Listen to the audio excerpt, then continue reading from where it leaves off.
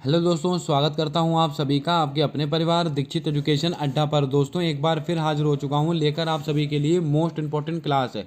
आप सब जानते हैं हम रेलवे आरपीएफ कांस्टेबल और एसआई और एसएससी की सभी परीक्षाओं के लिए ब्रह्मास्त्र वाली सीरीज चला रहे हैं। उसका तीसरा पार्ट आज मैं आपके सामने लेकर आया हूँ। अगर आपने 2 क्लासेस नहीं देखी है तो दोस्तों रेलवे आरपीएफ की प्ले लिस्ट में आपको वो 2 क्लासेस मिल जाएंगी, उनको देख लीजिएगा।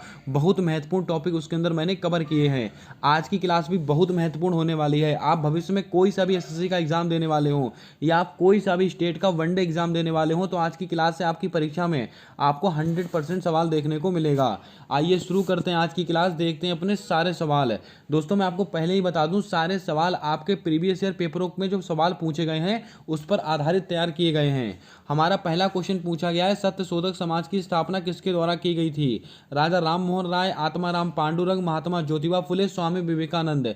दोस्तों आपको बता दें, सत्यशोधक समाज की स्थापना की थी महात्मा ज्योतिबा फुले जी ने। तो आपका राइट आंसर क्या हो जाएगा? Option number C. अब बात करते हैं सत्यशोधक समाज को लेकर। दोस्तों आपसे अगर पूछ लिया जाए सत्यशोधक समाज कहाँ का समाज है तो आप बोलेंगे महाराष्ट्र का। ये सवाल आपका यूपीएससी में पूछा गया है, याद रखिएगा। ये सत्यशोधक समाज कहाँ का समाज है? ये दोस्तों महाराष्ट्र का समाज है। और सत्यशोधक समाज की स्थापना हुई कब थी? अगर आपसे क्वेश्चन पूछे सत्यशोधक समाज की स्थापना कब हुई है तो आप बोलेंगे 1873 ईस्वी में हुई है सत्यशोधक समाज की स्थापना। और दोस्तों महात्मा ज्योतिबा फुले की बहुत फेमस पुस्तक है गुलामगिरी। कौन सी? गुलामगिरी। ये तीनों चार बातें आपको याद रखनी, परीक्षा में सवाल बहुत बार पूछे जाते हैं यहाँ से। अब बात करते हैं ऑप्शंस को लेकर। एक एक ऑप्शन का हम पोस्टमार्टम करने वाले हैं आज की क्लास के अंदर। राजा राम मोहन राय ने दोस्तों कौन से समाज की स्थापना की थी? तो आप सब जानते हैं, ब्रह्म समाज की स्थापना की थी राजा राम मोहन राय ने। और कब की थी? 1828 ईस्वी में की थी। अगर हम दोस्तों बात करें आत्माराम पांडुरंग, इन्होंने दोस्तों प्रार्थना समाज की स्थापना की थी। कौन सा? प्रार्थना समाज की स्थापना की थी। और कब की थी? 1867 में की थी। कब की थी? 1867 में। अगर हम दोस्तों बात करें स्वामी विवेकानंद जी की तो इन्होंने 1897 में, कब? 1897 में इन्होंने रामकृष्ण मिशन की स्थापना की थी। ये चारों सवाल आपको याद रखने हैं। अगर हम दोस्तों बात करें राजा राम मोहन राय की तो राजा राम मोहन राय को राजा की उपाधि किसके द्वारा दी गई थी? तो आपको याद होगा अकबर सेकंड के द्वारा। किसके द्वारा? अकबर सेकंड के द्वारा दी गई थी। उम्मीद करता हूँ सारे सवाल आपने अपनी कॉपी में नोट कर लिए होंगे। चलिए बढ़ते हैं नेक्स्ट क्वेश्चन की ओर। बक्सर का युद्ध किस वर्ष लड़ा गया था? 1771, 1764, 1773, 1784। ये चारों ऑप्शन हमारे लिए महत्वपूर्ण नहीं है। दोस्तों बक्सर का युद्ध हुआ था 1764 ईस्वी में, जो कि आपका बिल्कुल सही आंसर होगा। लेकिन दोस्तों यहाँ से एक क्वेश्चन और बनता है 1765 को लेकर। 1765 को क्या हुआ था? तो आप याद रखिएगा, इलाहाबाद की संधि। इलाहाबाद की संधि। इलाहाबाद की संधि ये कब हुई थी? तो आप आंसर देंगे 1765 ईस्वी में। अब दोस्तों आप कमेंट करके बताएं बक्सर का युद्ध किन के बीच में लड़ा गया था। इसका आंसर आपको देना है कमेंट कर। तब तक मैं आपको 2 सवाल और बताता हूं जो एसएससी में बहुत बार पूछे गए हैं। 1773 में दोस्तों क्या आया था? Regulating act. अगर आपसे पूछे रेगुलेटिंग एक्ट, ये दोस्तों कब आया था? ये 1773 का है। 1784 में पिट्स इंडिया एक्ट। ये सवाल बहुत बार पूछे गए हैं। Pitt's India act. India act, Pitt's India act ये कब का है? ये दोस्तों आपका 1784 का है। यहाँ पर जो सवाल फ्रेम किए गए हैं और जो ऑप्शन यहाँ पर रखे गए हैं, एक सवाल से आपको 8 से 10 सवाल बताए जा सके, ऐसे ऑप्शन यहाँ पर फिट किए गए हैं। चलिए बढ़ते हैं नेक्स्ट क्वेश्चन की ओर। बंगाल का पहला गवर्नर जनरल कौन था? ये दोस्तों ऐसा क्वेश्चन है जो हर परीक्षा में आपको किसी न किसी शिफ्ट में देखने को मिलता है। Robert Clive, William Bentinck, Lord Canning, Warren Hasting. तो याद रखिएगा, बंगाल के पहले गवर्नर जनरल पूछे हैं तो दोस्तों कौन हो जाएंगे? वॉरेन हेस्टिंग आपका बिल्कुल सही आंसर होगा। अब दोस्तों बहुत ध्यानपूर्वक समझिएगा जो मैं आपको बताने वाला हूं। अगर आपसे पूछा जाए बंगाल के पहले गवर्नर, अगर आपसे पूछे बंगाल का फर्स्ट गवर्नर कौन है, बंगाल के पहले गवर्नर कौन है, तो आप आंसर लगाएंगे रॉबर्ट क्लाइव। लेकिन बंगाल के पहले गवर्नर जनरल पूछे तो वॉरेन हेस्टिंग। अगर आपसे पूछे भारत का फर्स्ट गवर्नर जनरल कौन था, तो आपको याद रखना है विलियम बेंटिक। और लॉर्ड कैनिंग कौन है? भारत के पहले वायसराय। याद रखिएगा, ये सवाल भी बहुत अच्छा है। भारत के पहले वायसराय कौन थे? Lord Canning. लेकिन आपसे क्वेश्चन अगर ऐसे पूछे भारत का अंतिम गवर्नर जनरल कौन था, तो भी दोस्तों ऑप्शन ये लॉर्ड कैनिंग ही होगा, याद रखिएगा। सवाल दोस्तों कैसे भी आपसे पूछ सकता है, अगर अंतिम गवर्नर जनरल पूछे या पहला वायसराय पूछे, दोनों दोस्तों एक ही बात है, लॉर्ड कैनिंग आपका बिल्कुल राइट आंसर होगा भारत के परिप्रेक्ष्य में। अब दोस्तों एक क्वेश्चन यहाँ से ऐसे और पूछा जाता है, भारत के अंतिम भारतीय गवर्नर जनरल कौन थे, तो आप आंसर लगाएंगे श्री राजगोपालाचारी। चलिए बढ़ते हैं अगले क्वेश्चन की ओर। अगला क्वेश्चन पूछा गया है, प्रारूप समिति का गठन किसके द्वारा किया गया था। मोस्ट इंपॉर्टेंट क्वेश्चन है, यहां से मैं आपको 8 से 10 ऐसे सवाल बताऊंगा जो परीक्षा में आते ही आते हैं।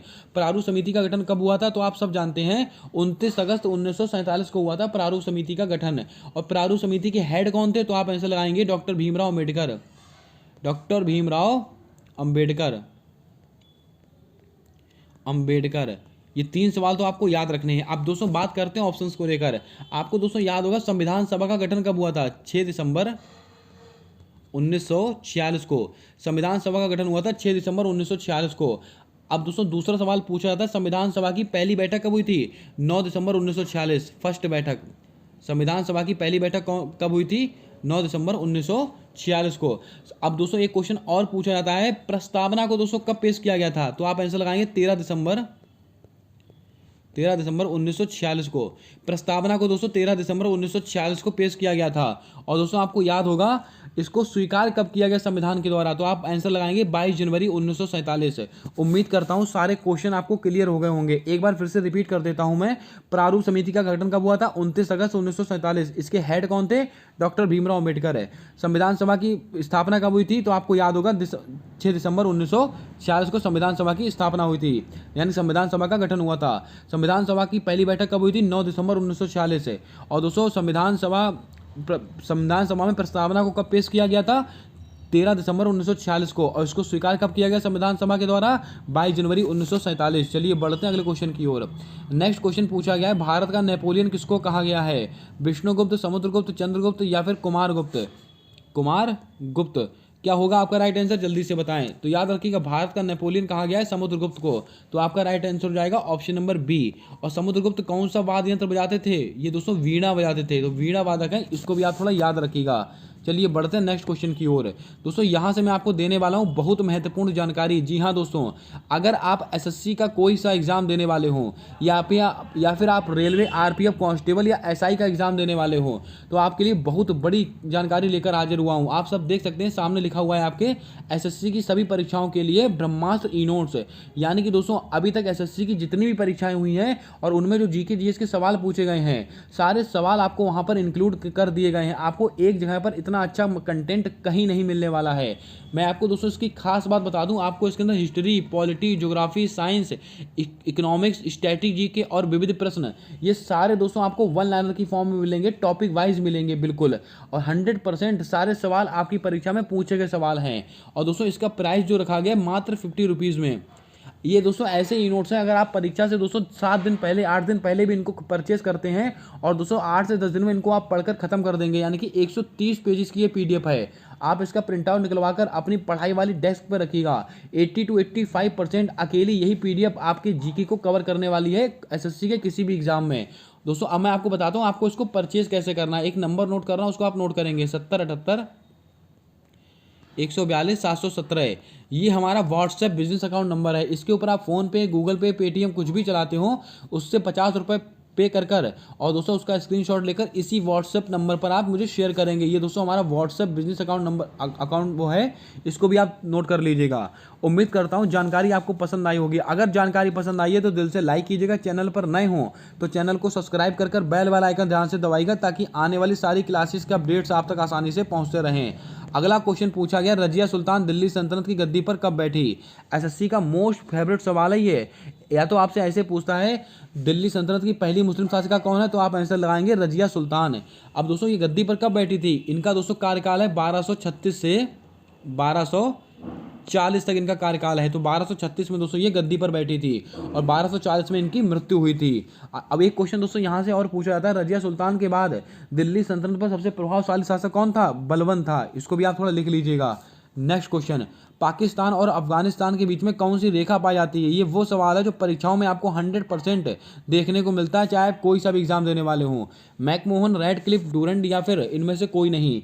तो याद रखिएगा, पाकिस्तान और अफगानिस्तान के बीच में पूछा गया आपसे, तो डूरंड रेखा आपका बिल्कुल राइट आंसर हो जाएगा। ऑप्शन नंबर सी आपका बिल्कुल सही आंसर होगा। अगर दोस्तों हम बात करें मैकमोहन रेखा, ये भारत और चीन, भारत और चीन के बीच में पाई जाती है मैकमोहन। रेड क्लिफ दोस्तों भारत पाक के बीच में, भारत पाक के बीच में पाई जाती है, इसको भी आप याद रखिएगा। लेकिन आपसे पूछा क्या गया था, पाकिस्तान और अफगानिस्तान के बीच में तो डूरंड रेखा पाई जाती है। नेक्स्ट क्वेश्चन है, कोशिका का अध्ययन क्या कहलाता है? माइकोलॉजी, फाइकोलॉजी, साइटोलॉजी या एंटीमोलॉजी? तो दोस्तों याद रखिएगा, जो कोशिका का अध्ययन होता है वो कहलाता है साइटोलॉजी, जो कि आपका बिल्कुल राइट आंसर होगा। सन 1665 ईस्वी में कोशिका की खोज की थी, किसने की थी? रॉबर्ट हुक नामक वैज्ञानिक ने कोशिका की खोज की थी। और कोशिका के अध्ययन को क्या कहते हैं? साइटोलॉजी कहते हैं। अगर हम दोस्तों बात करें ऑप्शंस को लेकर, माइकोलॉजी, ये दोस्तों कवकों का अध्ययन, अगर आपसे पूछे कवक का अध्ययन क्या कहलाता है? माइकोलॉजी। फाइकोलॉजी दोस्तों क्या होता है? शैवालों का अध्ययन, शैवालों का अध्ययन क्या कहलाता है? फाइकोलॉजी कहलाता है। एंटीमोलॉजी, इसमें दोस्तों कीटों का अध्ययन होता है, किसका? कीटों का अध्ययन होता है एंटीमोलॉजी के अंतर्गत। उम्मीद करता हूं सारे दोस्तों आपने नोट कर लिए होंगे। बढ़ते हैं नेक्स्ट क्वेश्चन की ओर। ओजोन परत किस मंडल में पाई जाती है? क्षोभ मंडल, समताप मंडल, मध्य मंडल, आयन मंडल।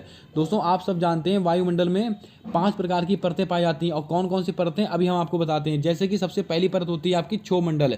तो ओजोन की दोस्तों सबसे पहले मैं इसको आंसर बताता हूँ आपको। ओजोन परत दोस्तों आपका समताप मंडल में पाई जाती है। अब दोस्तों कुछ महत्वपूर्ण फैक्ट जो आपको याद रखने, जैसे कि सबसे पहले होती है आपका क्षोभ मंडल, इसको आप नोट करेंगे। फिर दोस्तों आपका क्या होता है? फिर दोस्तों आपका होता है समताप मंडल। फिर आपका दोस्तों क्या होता है? मध्य मंडल। फिर क्या होता है? आयन मंडल। फिर क्या होता है आपका? बहिर्मंडल। ये दोस्तों 5 परतें पाई जाती हैं हमारे वायुमंडल में। अब आपको दोस्तों कैसे याद रखना है, इनसे संबंधित सवाल कैसे बनते हैं। मौसम संबंधी जितनी भी घटनाएं होती हैं, पानी का बरसना, ओले का पड़ना, बिजली कड़कना, जो भी दोस्तों मौसम संबंधी घटनाएं होती हैं वो सब क्षोभ मंडल में होती है। वायुयान का संचालन मोस्ट इंपॉर्टेंट, और ओजोन परत किस मंडल में पाई जाती है? समताप मंडल में पाई जाती है।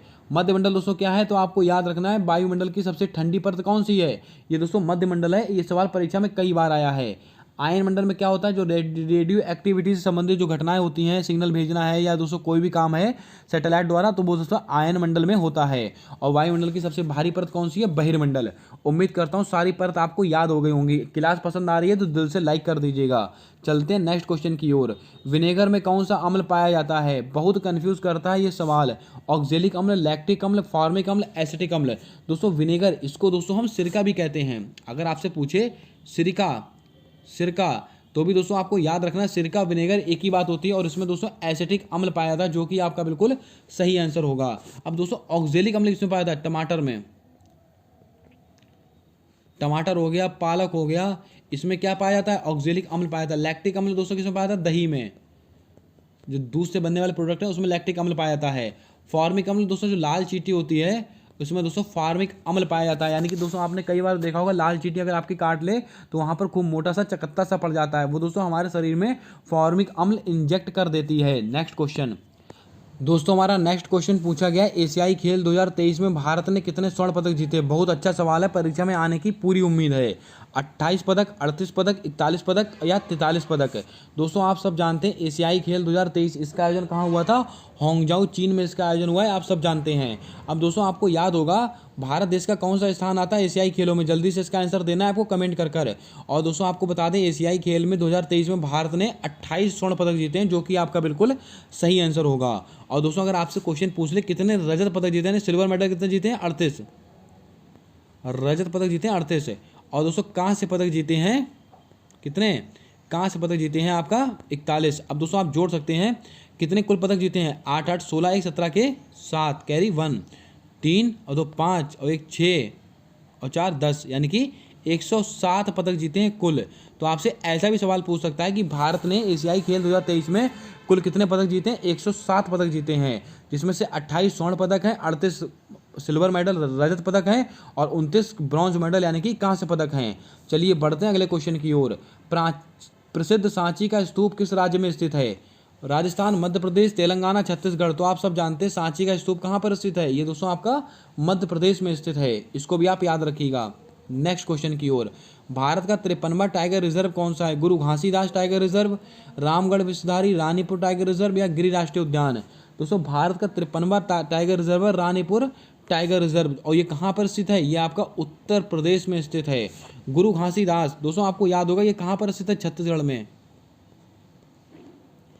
अगर आपसे पूछा जाए गुरु घासीदास टाइगर रिजर्व कहाँ पर स्थित है, ये आपका छत्तीसगढ़ में स्थित है। इसके अलावा रामगढ़ विषधारी ये आपका राजस्थान में स्थित है।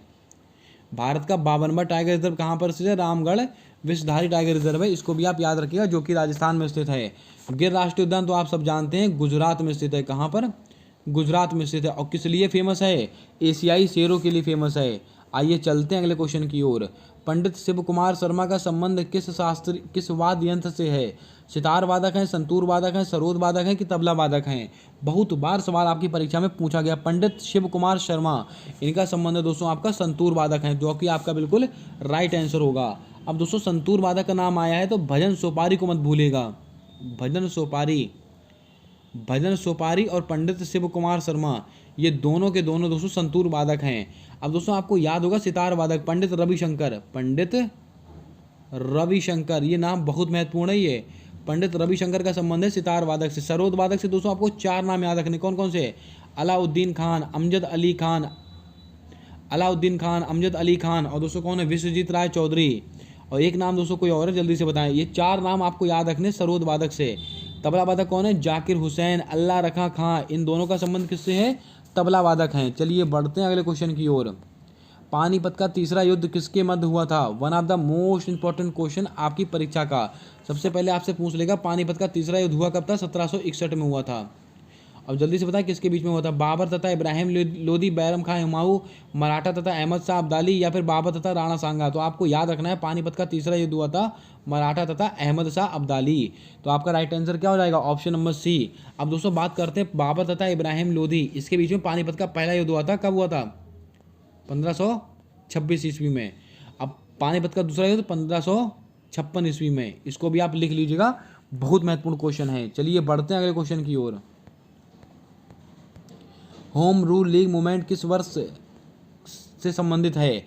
1917, 1916, 1918, 1919। दोस्तों होम रूल लीग मूवमेंट कब हुआ था? तो आप सब जानते हैं ये दोस्तों 1916 में ही हुआ था। और 1916 में ही लखनऊ अधिवेशन हुआ था, जिसकी अध्यक्षता अंबिकाचरण मजमूदार ने की थी। और लखनऊ अधिवेशन में दोस्तों नरम दल और गरम दल आपस में एक हो गए थे। आपको दोस्तों मैंने बताया है सूरत अधिवेशन में जो नरम दल और गरम दल आपस में अलग हो गए थे, वही दोस्तों लखनऊ अधिवेशन में नरम दल और गरम दल आपस में एक हो गए।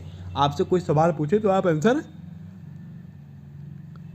दे सकते हैं। चलिए बढ़ते हैं कुछ महत्वपूर्ण डेटों की तरफ, जैसे कि 1917 में क्या हुआ था? चंपारण सत्याग्रह।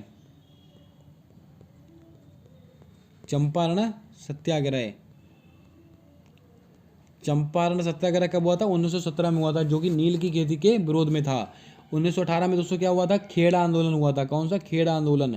और दोस्तों आपको याद होगा, आपसे सवाल पूछा जाता है महात्मा गांधी जी ने पहली बार भूख हड़ताल को अपना जरिया कब बनाया? तो दोस्तों ये 1918 को ही दोस्तों हुआ था। अब दोस्तों बात करते हैं कुछ महत्वपूर्ण डेट और है 1919। यहाँ से आपको 3 बातें याद रखनी है, तीनों बातें बहुत महत्वपूर्ण हैं। सबसे पहले जलियांवाला बाग हत्याकांड, 13 अप्रैल 1919 को। अब दोस्तों दूसरा क्या है? रोलैक्ट एक्ट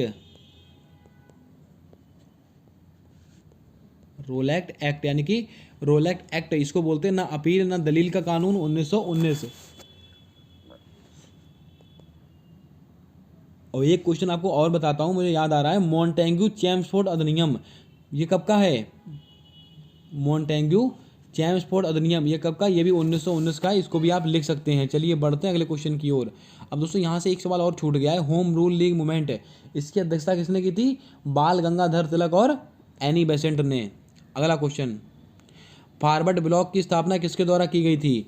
भगत सिंह, पंडित जवाहरलाल नेहरू, सुभाष चंद्र बोस, लाला लाजपत राय। तो दोस्तों आप सब जानते हैं फॉरवर्ड ब्लॉक की स्थापना की थी नेताजी सुभाष चंद्र बोस ने, और 1939 में की थी फॉरवर्ड ब्लॉक की स्थापना। अगर आपसे पूछा जाए 1938 में क्या हुआ था? 1938 में हुआ था हरिपुरा अधिवेशन, हरिपुरा अधिवेशन। और परीक्षा में कई बार आया है कि हरिपुरा अधिवेशन, हरिपुरा अधिवेशन की अध्यक्षता किसने की थी? तो दोस्तों याद रखिएगा, जो हरिपुरा अधिवेशन है इसकी अध्यक्षता की थी नेताजी सुभाष चंद्र बोस जी ने की थी। और कब की थी? 1938 में हुआ था। अब दोस्तों आपको याद होगा 1929 में बटुकेश्वर नाथ दत्त और दोस्तों सरदार भगत सिंह ने सेंट्रल असेंबली पर बम फेंका था। तो दोस्तों 8 अप्रैल को फेंका था, 8 अप्रैल 1929। ये पूरी डेट आप नोट कीजिएगा, परीक्षा में आती है। सरदार भगत सिंह, सुखदेव और राजगुरु जी को फांसी कब हुई थी? तो आप सब जानते हैं 23 मार्च 1931 को। पंडित जवाहरलाल नेहरू, इन्होंने दोस्तों कौन सा लाहौर अधिवेशन की अध्यक्षता किसने की थी? जिसमें दोस्तों पूर्ण स्वराज की मांग की गई थी। 1929 में हुआ था लाहौर अधिवेशन, इसकी अध्यक्षता की थी पंडित जवाहरलाल नेहरू। चलिए बढ़ते हैं अगले क्वेश्चन की ओर। कांग्रेस की स्थापना के समय वायसराय कौन था? Lord Minto, Lord Canning, Lord Dufferin या लॉर्ड हार्डिंग? तो बच्चा जब बता देगा। लॉर्ड डफरिंग आपका बिल्कुल सही आंसर होगा। और 1885 में कांग्रेस की स्थापना हुई थी। अगला क्वेश्चन, कांग्रेस के मद्रास अधिवेशन की अध्यक्षता किसने की थी? तो दोस्तों आप सब जानते हैं कांग्रेस के दोस्तों कुछ महत्वपूर्ण अधिवेशन जो आपको याद रखने हैं। 1885 में दोस्तों अधिवेशन कहाँ हुआ था? ये बॉम्बे का अधिवेशन, बॉम्बे अधिवेशन। इसकी अध्यक्षता की थी व्योमेश चंद्र बनर्जी ने। फिर 1886 का कोलकाता अधिवेशन, इसकी अध्यक्षता की थी दादा भाई नौरोजी ने। 1887 में ये दोस्तों मद्रास का अधिवेशन हुआ था। कौन सा? मद्रास का अधिवेशन हुआ था, जिसकी अध्यक्षता की थी बदरुद्दीन तैयब जी ने। और 1888 में इलाहाबाद का अधिवेशन माफ कीजिएगा, इलाहाबाद अधिवेशन, और इसकी अध्यक्षता किसने की थी? जॉर्ज यूल ने की थी। अब यहीं से सवाल आपसे बार बार पूछे जाते हैं। आपसे पूछा जाता है कांग्रेस के पहले मुस्लिम अध्यक्ष कौन थे? बदरुद्दीन तैयब। कांग्रेस की किस अधिवेशन की अध्यक्षता पहली बार किसी अंग्रेज ने की थी? जॉर्ज यूल ने, 1888 के अधिवेशन की। अगला क्वेश्चन पूछा गया है, प्लेइंग इट माई वे किसकी ऑटोबायोग्राफी है? तो आप याद रखिएगा, जो प्लेइंग इट माई वे है वो दोस्तों सचिन तेंदुलकर की ऑटोबायोग्राफी है, जो कि आपका बिल्कुल राइट आंसर होगा। सुरेश रैना की एक ऑटोबायोग्राफी है बिलीव। और दोस्तों युवराज सिंह क्या है? The Test of My Life किसकी है? The Test of My Life Yuvraj Singh की है दोस्तों। अब मिल्खा सिंह की कौन सी? The Race of My Life किसकी है? ये मिल्खा सिंह की है। इसको भी आप याद रखिएगा। ये दोस्तों 20 क्वेश्चन थे जो प्रीवियस ईयर परीक्षा में पूछे गए सवालों पर आधारित थे।